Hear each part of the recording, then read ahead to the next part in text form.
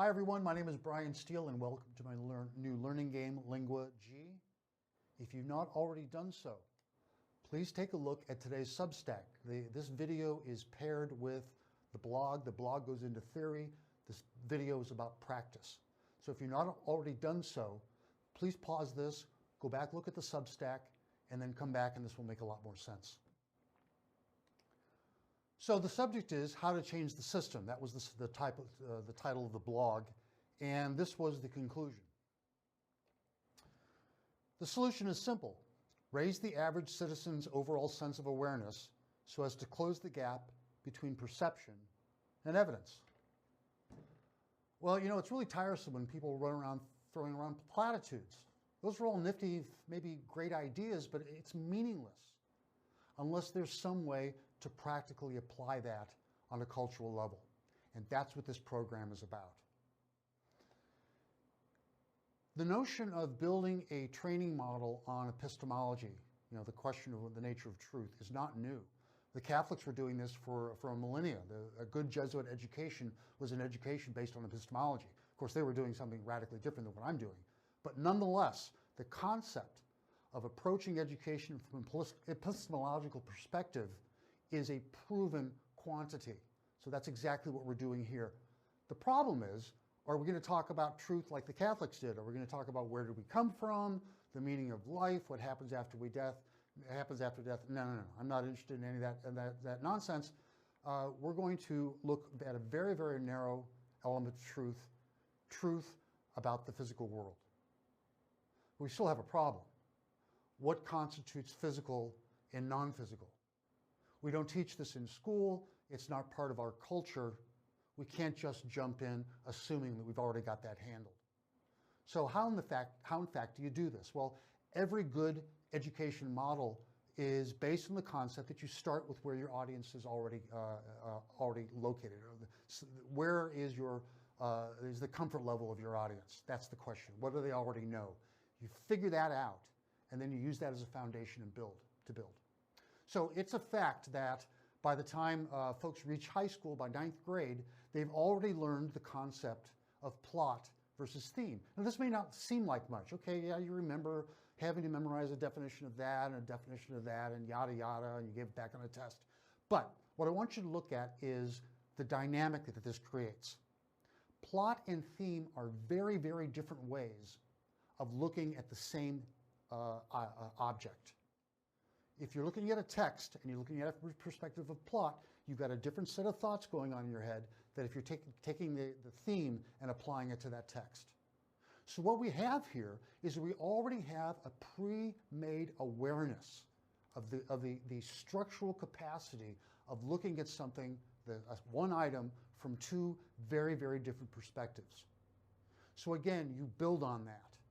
And the way you do it is starting with where they know and then working in small incremental steps away from that until you get to the point of being able to talk about concrete versus abstract. Now, I go into this in great detail in my book. So if you're an educator or you're interested in this sort of thing, you can find out much more about that by reading. Just the point being is that there is a foundation here that you can use to get to the point where you can start talking about this. The physical world is in a constant state of change. Now, there's still a problem here because not everyone is necessarily versed in how do you distinguish between the physical and the non-physical. And the problem is compounded by the fact that there's a lot of change that goes on that we're not aware of, and there's reasons for that. One is because some change goes on over very long periods of time, so we don't see it. And in other cases, change happens at such small amounts, at such quick intervals that we don't see it. Subatomic physics, quantum physics. We don't see these things, but intellectually we still know that they're in play. So you've got to work with your audience depending on who they are. You've got to judge the audience. If they're adults that are educated, you might be able to knock this out in 20 minutes. If it's a classroom of 9th grade Latino immigrants, it can take you 6 months. My point is, it's doable. I don't care what the audience is. these issues can be covered in a meaningful way in a relatively short period of time. Now, that's a pretty big issue, the constant nature of change, but the next one is also, in a different way, also equally challenging. The physical moment is infinite. So this is another element of reality that our brains are not quick to provide us. Our brains are organized around showing us a complete static environment. When we see change, we're startled by it because we're not set up to live in a world of change. We're set up to live in a world where there's consistency. So we have gotten to the point now where the audience is able to differentiate between evidence and perception. This thing that we call perception is not necessarily linked completely to what we otherwise might call physical evidence. And again, I talked about that in detail in my blog today, and even greater detail in the book. If you can get your audience to the point where they're able to have a comfort level with the fact that there's a difference between evidence and perception, you've got a foundation upon which you can build, and that's exactly what we're going to do in this program. So again, my book, Truth, What Is It Good For?, goes into all this in great detail.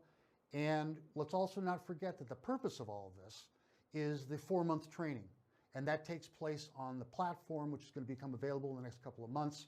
And you can sign up for pre-registration by going to the website, LinguaG, and finding the tab Game Login. And as soon as the app becomes available, we'll contact you and get the ball rolling. So there's the first installment. Come back and see me next week, and I hope you have a good week. Thanks very much.